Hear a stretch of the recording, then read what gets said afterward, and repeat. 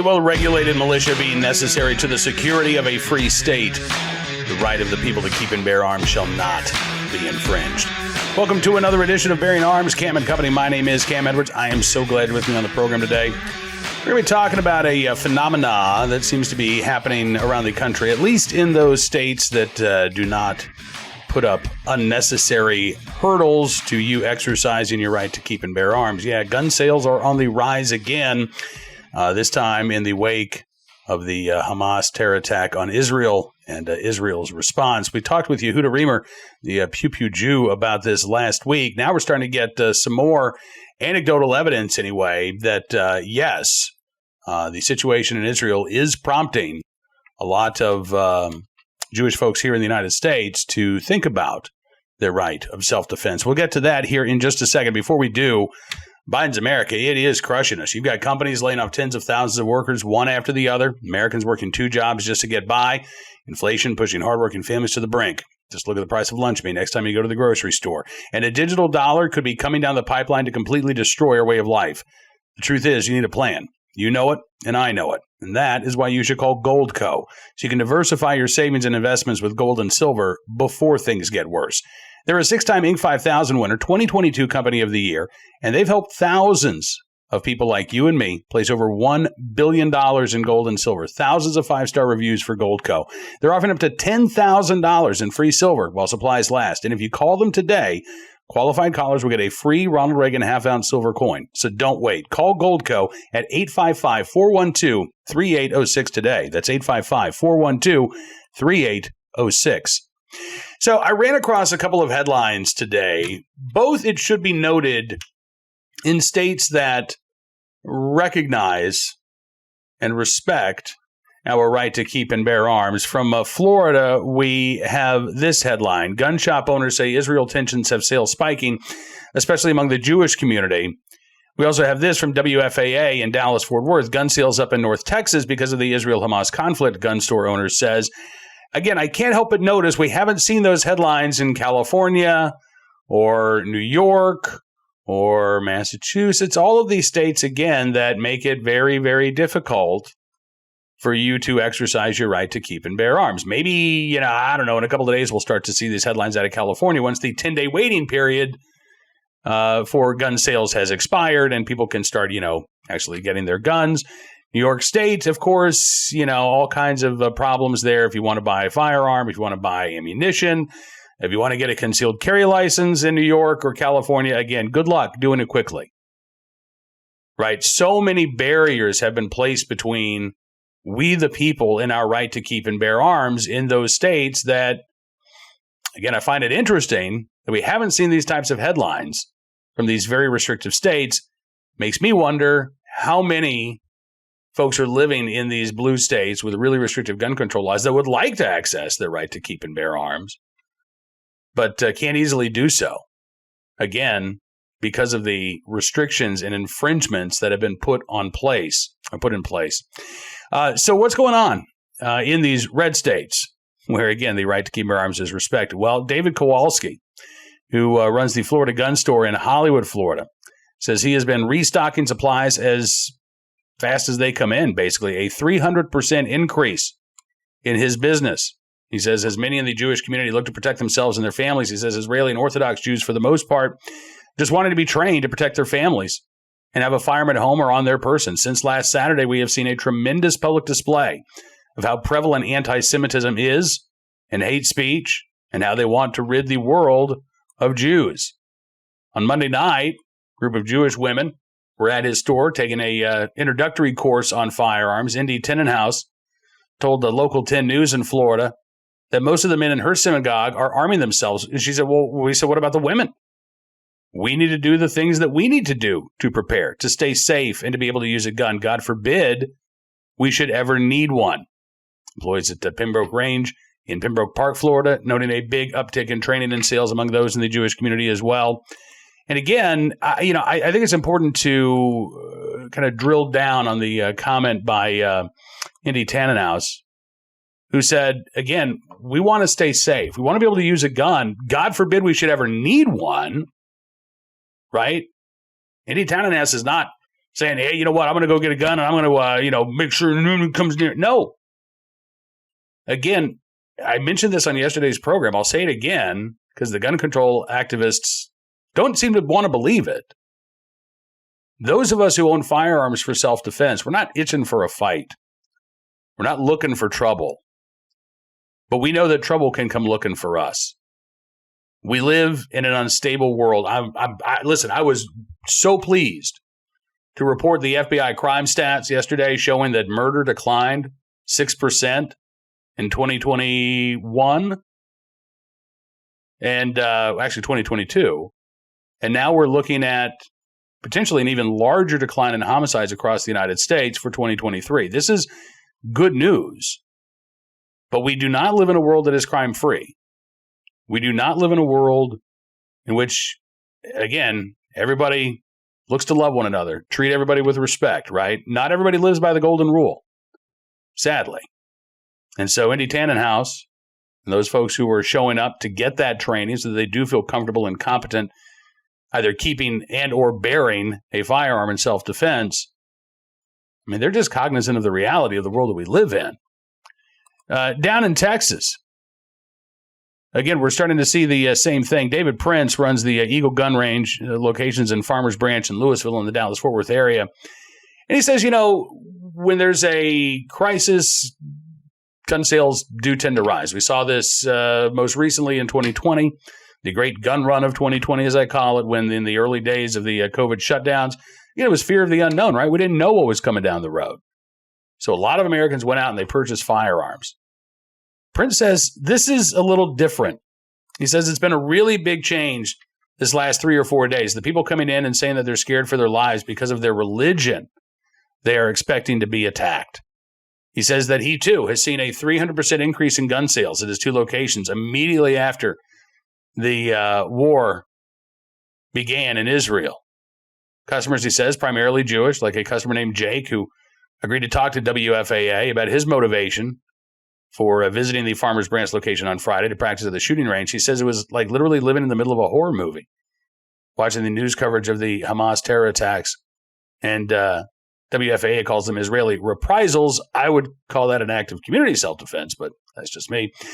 He said, from my experience in Israel, whenever something big happens, the Jews around the world, they suffer from it too as well. With what's going on over there, I'm more concerned about something going bad here. Prince, meanwhile, says again, as long as they want to protect themselves and their families, that's all we care about. We don't care about anything else. We sell them for defensive purposes. That's what we're here for. Jake, who describes himself as an observant Jew, says that's what he cares about as well. He wants to see an end to the conflict soon. He says we all want peace at the end of the day. That's all we want. And that's the main thing we hope for. That's all we want for our families and our nations. And again, I think a lot of people feel like Jake. I would love to see this war stop today. This conflict has existed long before I was born, and sadly, I expect it's going to continue long after I'm gone. But we can want these things. We just have to recognize that wanting them doesn't make that a reality. And again, though we live in a country with, thankfully, violent crime rates that are declining, we are not crime-free. We know that there are individuals who walk around with hatred in their hearts, evil intentions, murder on their mind. And sadly, we have seen attacks around the globe in the aftermath of the Hamas attack on Israel. Right? This day of rage that Hamas was calling for last week. We saw some attacks. Thankfully, we didn't see dozens. We didn't see hundreds. We saw a few, quote unquote, isolated incidents. But if you are the victim of one of those isolated incidents, guess what? It doesn't feel isolated. It's not isolated. And these attacks can happen anywhere. It doesn't mean that we should walk around living in fear. In fact, again, for most of us who carry a firearm, I would say that that's not how we live. We don't carry a gun because we're terrified of the world around us. We carry a firearm because we're cognizant of the threats that do exist. And we don't want to live in fear. We want to know that, again, if we are the target of one of these attacks, we've got a fighting chance of survival. That's what it's about. And again, I am heartened to see so many people starting to take their own personal safety seriously. I know the gun control advocates are horrified by this. Oh, it's just about selling more guns. It's not about selling more guns. It's about saving lives, including for those folks, again, who have become new gun owners, who have undergone a concealed carry course. It's about saving their own life and the lives of those they love. Speaking of that, let's get to today's Armed Citizen story, our good deed of the day, and our recidivist report. We'll start there with a case out of Nevada. Man gets jail time. By the way, Nevada now has a Republican governor, thankfully, who's hopefully going to block any gun control laws coming from the Democrat-controlled legislature. But Nevada has taken some gun control steps in recent years. Again, aimed at lawful gun owners, not at violent criminals. And yet we still see headlines like this. Man gets jail time, probation in movie theater, motel parking lot altercations. Now, I would say the headline kind of undersells the story, to be honest. Elko, Nevada, 18-year-old Nathan Cortez pleaded guilty back in August before a judge to one count of unlawful discharge of a weapon, which is a gross misdemeanor, one count of assault with a deadly weapon, which is a Category B felony, in two separate incidents that took place in a motel parking lot and a movie theater. In this plea deal, which was filed back on August 11th in Elko District Court, Cortez agreed to plead guilty to one charge in each of these cases in exchange for a minimum term of 1 to 6 years in prison, and for both sentences to run concurrently to one another. So one sentence, basically, for two crimes. In the plea deal, again, a minimum term of 1 to 6 years in prison. Well, guess what? He's not doing even a year in prison. On October 3rd, Cortez was given a suspended sentence, 1 year in jail with credit for 2 days served, and he was placed on probation for 1 year. That was for the charge of unlawful discharge of a weapon. Cortez was also sentenced to serve 180 days in jail, was given a suspended sentence of 28 to 72 months in prison, and placed on probation for 5 years for the felony count of assault with a deadly weapon. Back on May 16th, police in Elko were called to a motel after a couple told police they'd argued with another couple who were inside a car. Cortez was a passenger in the back seat. As the driver of the vehicle tried to run over a woman, her partner started throwing rocks at the windshield, trying to get the car to stop. That's when Cortez allegedly stepped out of the vehicle and began firing a gun. Cortez turned himself in to the Elko police a couple days later. He admitted to, quote, firing the weapon in the air, stated he possibly could have fired a round at a person. He also admitted to police that he got rid of the gun after the shooting and left the scene. At the time, he was booked on one count of assault with a deadly weapon and discharging a gun where persons might be endangered. Less than 6 weeks later, he's arrested again, this time on a new charge of assault with a deadly weapon, as well as possession of stolen property and other charges. It was on June 23rd, Cortez outside of a movie theater when he reportedly bumped into another person and then pulled a gun from his person, racked the slide in front of that individual. When police approached Cortez, he gave a fake name, but an officer recognized him from the earlier arrest. Police say that Cortez was intoxicated, did not have a concealed carry license. Additional charges from the booking in June included conspiring to possess a firearm under the influence of alcohol or drugs, minor possession of an alcoholic beverage in public, false statement to obstruct a police officer. All those charges not listed in the original complaints. And again, some fairly serious charges, right? He is accused of shooting at somebody, accused of threatening another person with a gun. The plea deal called for a minimum 1 year prison stay, and instead, he's getting 180 days in the county jail with a couple of days credit for time served, and then walking away with probation. You have a lot of Democrats in Nevada talking again about the need to go after lawful gun owners, right? We need more common sense, reasonable restrictions on the right to keep and bear arms. All right, well, here's somebody who violated all kinds of laws. And he walked away with a slap on the wrist after a violent crime. So don't tell me we need more gun laws on the books when what we really need to be doing is ensuring consequences for serious, violent offenses. Now, today's Armed Citizen story from Kokomo, Indiana, where a man shot and killed a home intruder. This was on Sunday night, late Sunday. Police say a 51-year-old suspect, Scott Elliott Jones, broke into a home on East Jackson Street in Kokomo, Indiana, and was shot by a homeowner in an apparent act of self-defense. Authorities were called to the house around 8:45 Sunday evening. Homeowner told police he was already asleep when he woke up to Jones standing in his living room. Police say the homeowner tried to get Jones to leave, and that's when Jones physically assaulted the homeowner. That's when the homeowner grabbed his gun, fired a shot, and again, shooting and killing the intruder. Homeowner treated for minor abrasions and bruising in the assault by the intruder. Case is under investigation. No formal charge has been filed against the homeowner as of Monday. Again, if all the evidence matches up to the eyewitness accounts, this would be a pretty clear-cut case of self-defense. You're asleep in your home where you have a right to be when somebody who has no right to be in your home breaks in and then physically assaults you. Yeah, that is a justifiable use of force, and we'll keep our eyes open for any updates to this story as they become available. Finally today, in the right place, at the right time, willing and able to do the right thing, a Good Samaritan in Michigan who helped to locate a missing man with dementia who had wandered from his home. This could have been a very tragic story, but thankfully this has a happy ending. The 91-year-old man went missing around 7 p.m. Friday night.